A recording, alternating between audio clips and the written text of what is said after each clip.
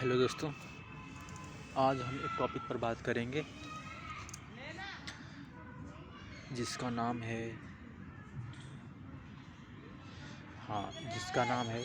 समय से पहले भाग्य से ज़्यादा किसी को कुछ नहीं मिलता। ये टॉपिक है। तो इसी तरह एक मेरे भाई में पड़ोस में ही बोल सकते हैं, एक बंदे ने ये पूछा था कि भैया बताओ, किसी को समय से पहले भाग्य से ज़्यादा किसी को कुछ मिलता है या नहीं। तो दोस्तों देखिए, मैं एग्जाम्पल के साथ बताऊंगा कि इसमें कितनी सच्चाई है और कितनी नहीं। दोस्तों देखिए, ये एग्जाम्पल उनका है। एक बोल सकते हैं, एक लड़का था। वो आप बोल सकते हो उसकी तैयारी कर रहा था जेई की। ठीक है, जेई कि वही आईआईटी जेई। तो वो बंदा इतना तैयारी किया, 10th से ही लग गया था वो तैयारी करते करते करते करते। 10th किया, 11th किया, 12th किया, फिर 1 साल लिया। 1 साल और मिलता है ना, 2 साल मिलता है ना इंटर के बाद। तो उसने पूरा फुल तैयारी किया था। तो भाई साहब उसका हुआ नहीं उसमें। फिर उसके पापा ने कहा, बेटा उसमें ये होता था इंटर में कि उसमें आप मैथ से भी होते हो, बायो से भी होते हो, ऐसा है सिस्टम है अभी CBSE बोर्ड में है। तो आप ऐसा होता है कि वो बंदे ने तैयारी तो किया, कुछ हुआ नहीं उसका। और फिर क्या किया कि उसके पिताजी ने कहा, बेटा तू आईआईटी छोड़, इसमें नहीं होगा।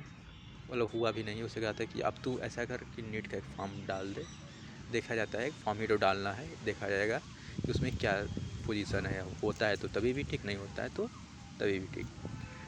भाई साहब उस बंदे ने नीट का पहला ही अटेम्प्ट दिया और उसका उसमें हो गया। सोचो।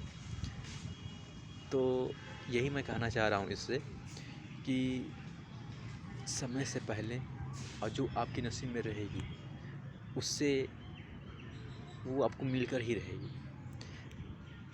अगर नहीं है तो आप लाख कोशिश कर लो, उसमें वो नहीं होने वाला। ठीक है, अगर वो है तो वो मिलकर ही रहेगी। तो ये बहुत सटीक एग्जाम्पल मेरे को पसंद आता है भाई।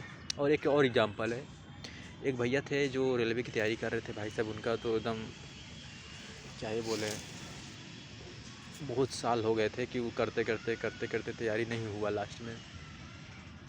और फिर वो तैयारी छोड़ भी दिए, बहुत दिन से तैयारी कर रहे थे, वो छोड़ दिए। तो फिर एक उसमें गए थे, पार्टी में गए थे, शादी था तो उसमें गए थे। तो वो उनको कोई एक रिलेटिव मिला।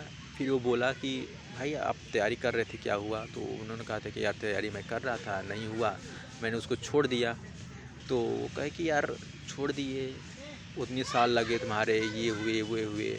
उनको छोड़े 1 साल भी हो गया था, वो 1 साल से कुछ नहीं कर रहे थे, छोड़ चुके थे वो पूरी तरह से। ठीक है, तो फिर उनके भैया ने, वही जो मिले थे, तो उन्होंने बताया था कि यार भाई तुम्हारा हुआ नहीं, और ऐसा करो तू मेरे कहने पर एक बार फिर से ट्राई कर। वो पता नहीं होता है ना कि एक बार फिर से ट्राई कर। तो वो भैया कहे कि यार इतने साल तैयारी किया, कुछ हुआ नहीं यार, अब इसके कहने पर क्या 1 से साल तैयारी करूं। तो उनके घर पर आए वो, उन्होंने फिर उसके बारे में सोचा। फिर वो भी कहने लगे कि यार अब इतना साल हो गया है यार, अब फिर तैयारी करने का मन नहीं कर रहा है। तो उन्होंने कहा कि यार इतने साल तो तैयारी किए ही हैं, चलो एक बार और ही देख ही लेते हैं, क्या ही जाता है। ये बोला है तो कुछ मान लो, एक बार कर देख ही लेते हैं। वो बंदा क्या किया कि फिर से 1 साल तैयारी किया। अब भाई साहब उस पर उसका हो गया उसमें। तो भाई साहब यही कहता है कि समय से पहले भाग्य से ज़्यादा कभी को कुछ नहीं मिलता, लेकिन जो भाग्य में है वो आपको निराश भी नहीं करेगा। वो किसी न किसी, वो जो भैया मिले थे उनको बताए थे, तो एक बार फिर से तैयारी कर। वो निमित्त बने थे। निमित्त मतलब कि आपको कोई काम कराना हो यूनिवर्स से, तो वो आपके माध्यम से कराता है। निमित्त का मतलब यही होता है कि वो आपको भी कोई भी काम कराना हो तो वो खुद भगवान तो आएंगे नहीं कि हाँ भाई चल तू खुद तैयारी कर भाई, फिर से आ जा।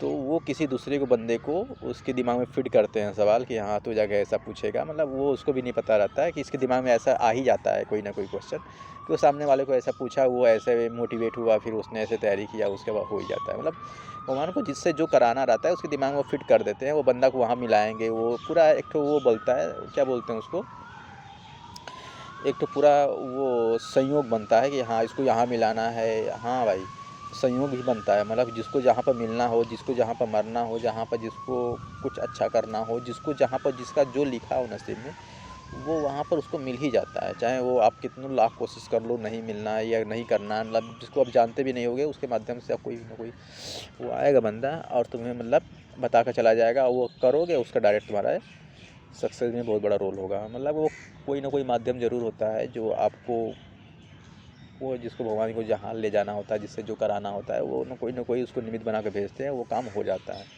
तो वो बहुत सटीक एग्जाम्पल है, मेरे को भी याद आता है भाई कि ये वाकई में काम करता है। जिसको जहाँ पर जाना रहता है, जिससे जो करवाना रहता है, जहाँ पर जिसका नसीब ले जाती है, वो वहाँ पर चला ही जाता है, आप उसको रोक नहीं सकते हो। बहुत लोग परेशान होते हैं, यार मेरा इतना साल हो गया, इतना साल हो गया।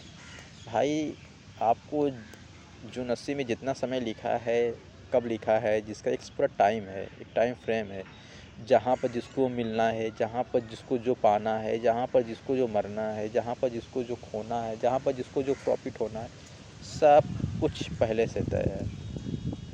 तो उसके बारे में आप कुछ बोल नहीं सकते हो कि हाँ यार मेरा इसने लॉस कराया, वो प्रॉफिट कराया, नहीं। सभी एक निमित्त बनता है, एक सभी निमित्त बनता है। निमित्त मतलब मैंने बताया माध्यम, एक माध्यम बनता है जिससे जो काम करवाना होता है, एक निमित्त होता है जिससे जो काम करवाना होता है वो करवा लिया जाता है यूनिवर्स के द्वारा। तो आप इसमें बिल्कुल रोइए नहीं, मतलब निराश ना होइए। जिसको जब जहाँ जिसको जहाँ लिखा हो वहाँ पर उसको मिल ही जाता है। मेरा कहने का माध्यम यही है कि भाग्य से पहले समय से ज़्यादा, मतलब समय से पहले भाग्य से ज़्यादा कभी किसी को कुछ नहीं मिला है, न मिलेगा।